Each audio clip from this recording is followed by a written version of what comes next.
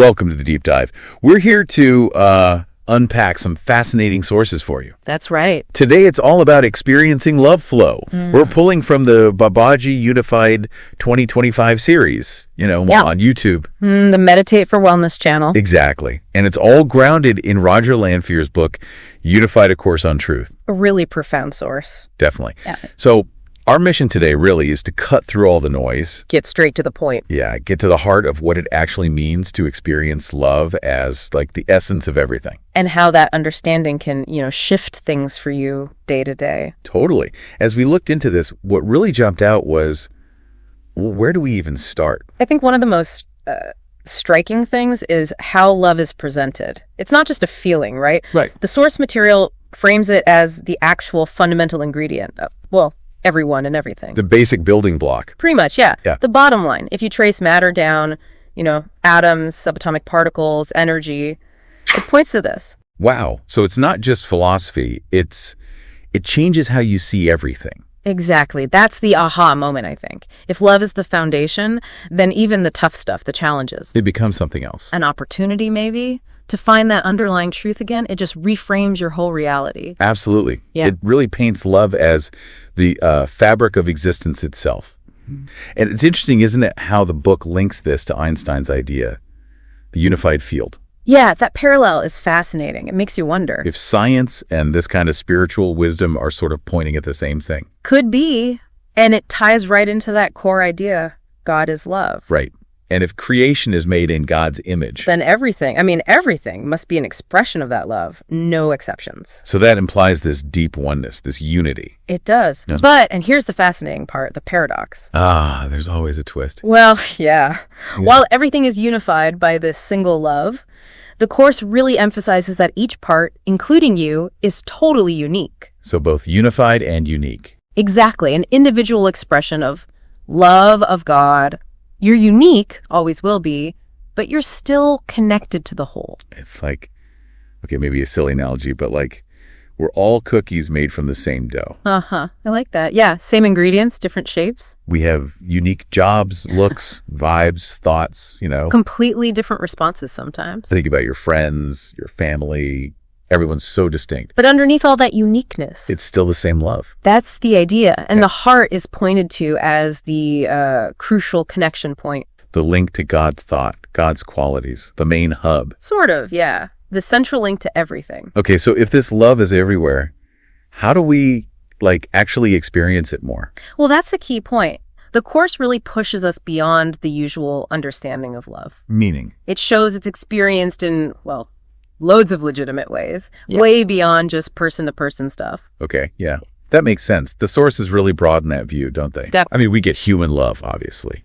Feeling close to someone, a parent's care, liking your grandparents. Compassion when someone's hurting or being happy for someone's success. Right, all that. Yeah. But this material points to other stuff, too. Like that feeling you get looking at a sky full of stars. Oh, absolutely. That sense of awe. Or when a dog greets you, that's pure love, isn't it? You just feel it. It's unmistakable. Or even how apparently plants and animals respond to your feelings. So love isn't static, it's dynamic. Yeah, constantly changing. Every moment brings new experiences, different people, places, animals. Allowing for this continuous connection, this acknowledging of love. Exactly. And to help you experience this more, the Course suggests some practices. Okay, practical steps. Good. First one's pretty straightforward.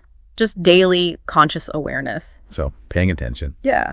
Actively noticing the different feelings coming from your heart during the day that are actually expressions of love. So recognizing what's already there. Shifting your focus to see the love all around you. And there's something called the creating formula.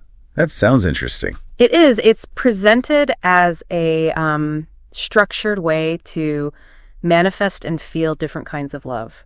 How does that work, basically? Well, a core part is asking your higher self for the right words, for the claim and acceptance part of the formula. Your higher self. We'll need to unpack that a bit later, maybe. We will. But for the formula, you speak the words out loud, Okay. and then you tune in for the subtle feeling, like a yes or no signal from within, your inner knowing. And if it's a no? You just keep asking, refining the words until you get that yes, that feeling that it's exactly right.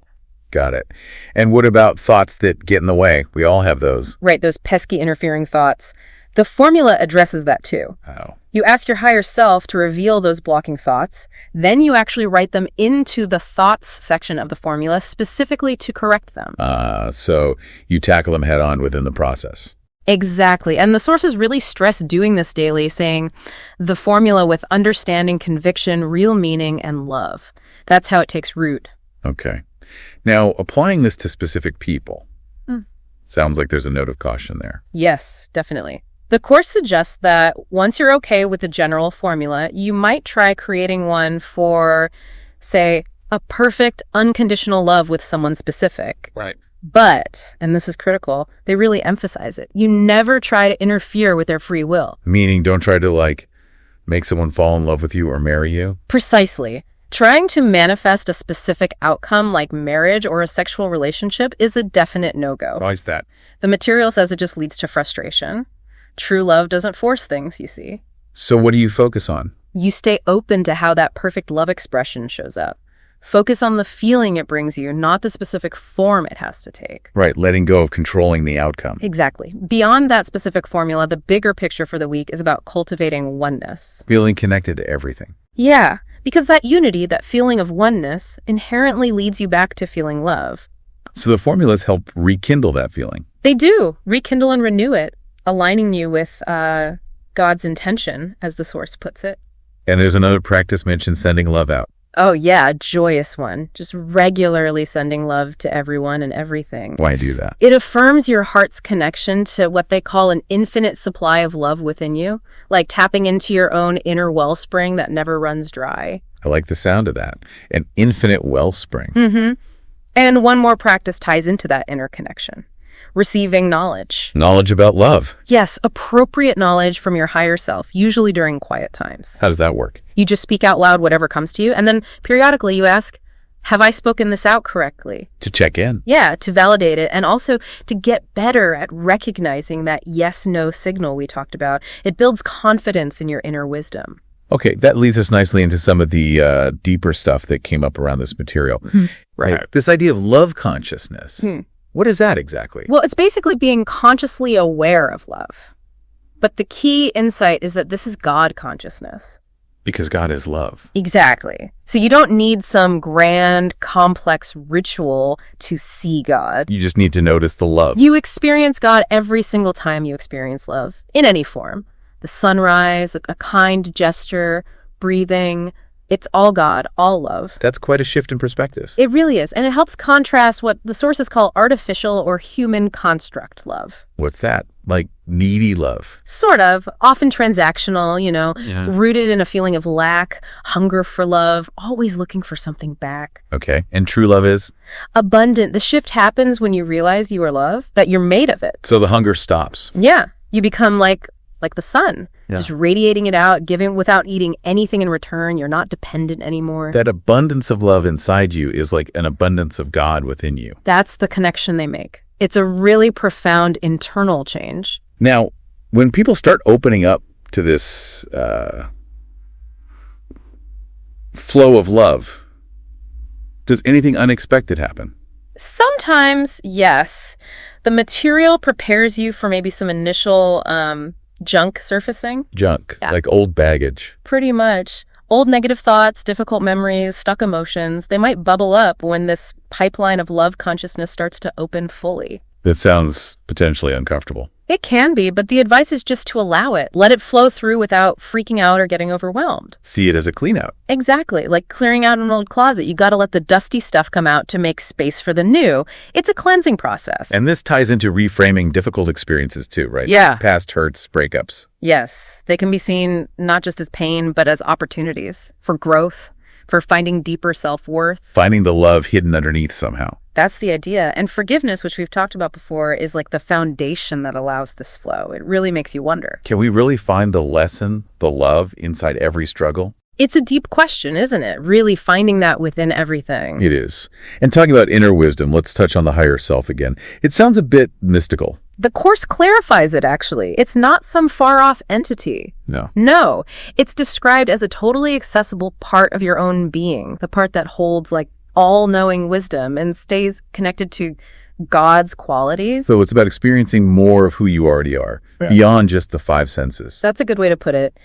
And there's even this intriguing little idea mentioned. Go on. That maybe even your name or your partner's name holds a kind of coded message. A code? For what? Like a flag, almost, for your own self-realization journey, something maybe agreed upon before you were even born to help guide you. Wow. Okay. That's interesting. It points to this larger idea that life isn't random chaos. It's inherently guided, almost on autopilot, but in a good way. So our job isn't to fight it, but to enjoy it. Experience the love that's already here, already abundant, which leads to another beautiful insight. Your heartbeat. It's not just keeping you alive physiologically. What else is it? It's described as the song of the universe, a constant, rhythmic, flowing expression of love, right there inside you all the time. That's quite beautiful, actually. The song of the universe in my chest.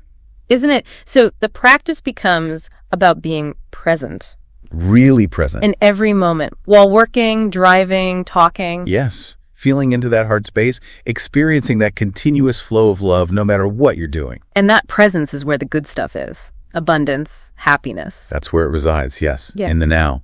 It transforms challenges from obstacles into chances to feel love. So it's about breaking down mental walls, too, like not avoiding certain people or places because you think love isn't there. Exactly. Embracing inclusivity. Realizing that love, or God, is genuinely everywhere. Letting go of those judgments and distinctions. Seeing the connection in all of it.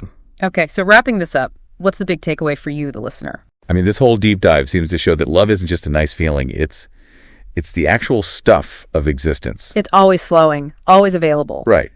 Which leads to a pretty big question, doesn't it? Which is? If you really are this infinite source of love, this wellspring, and everything around you is also made of that same love, then what's actually stopping you? Stopping you from feeling boundless joy and connection. Yeah. In every single moment, what's the block? That's the question to sit with, isn't it? It really is. So here's an invitation for you today. Try to consciously look for and just acknowledge one unexpected expression of love. Could be anything. Anything at all. The smell of rain after a dry spell, maybe someone holds a door open, the warmth of the sun. Just notice one thing. And see what happens. Yeah. What new possibilities might just open up for you when you start to truly realize that love is actually everywhere.